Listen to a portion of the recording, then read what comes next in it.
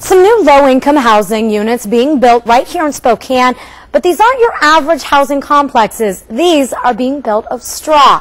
KXLY4's McKay Allen is live on Upriver Drive. McKay, that's where they're building two of these complexes, and that is a lot of straw you have behind you. That is, we've got a lot of straw here. Now, some of the housing units themselves aren't made of straw, but this is sort of the community center at the center of one of these complexes. And this is built out of straw. Straw bales for the walls. Pretty remarkable construction here. And it's really a mixture of new technology and some fairly rudimentary old technologies in order to make this stuff work and to actually make it functional. Holly Martin here is part of this project and has worked very hard to try to get this thing literally off the ground. Holly, tell me, what do you use some of these tools for? Pretty impressive stuff.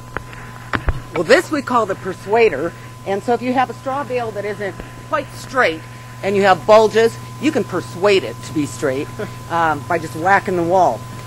We use some old-time tools. This used to be for cutting out of when they mounded the straw or the hay rather than it being in bales, they'd cut out a chunk of hay to feed the horses. Of course, just your hay hooks to move the bales around.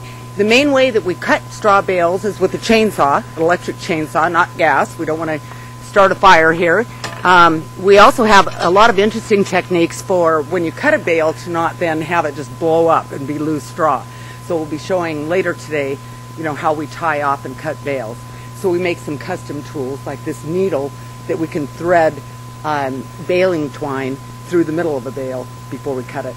Now let me ask you this, Holly, how sturdy are these things? Because we've heard people concerned about, mildew getting down in this straw or even fire hazard, two opposite ends of the spectrum there, but how strong is this stuff? It's very strong, and it's kind of like trying to burn a phone book dipped in concrete.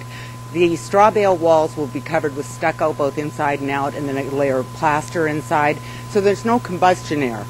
And because the product is really inert, there isn't any nutritional value, so it really doesn't attract insects or rodents, and it's also completely sealed up so nothing can get into that cavity.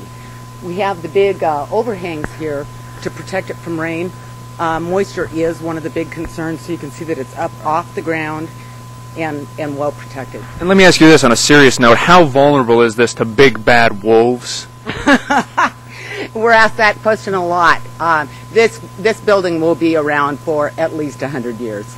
All right, thank you, Holly. So again, we're safe from big bad wolves here, so we won't have to tear it down and then build it out of wood, then out of rocks, or as the nursery rhyme goes, I can't recall it exactly. But it's pretty remarkable to see this entire structure literally built out of bales of straw. The load-bearing beams here are wooden, but for all intents and purposes, most things in this building, the walls and everything else, made out of straw. Back to you guys. McKay, thank you so much. Great story.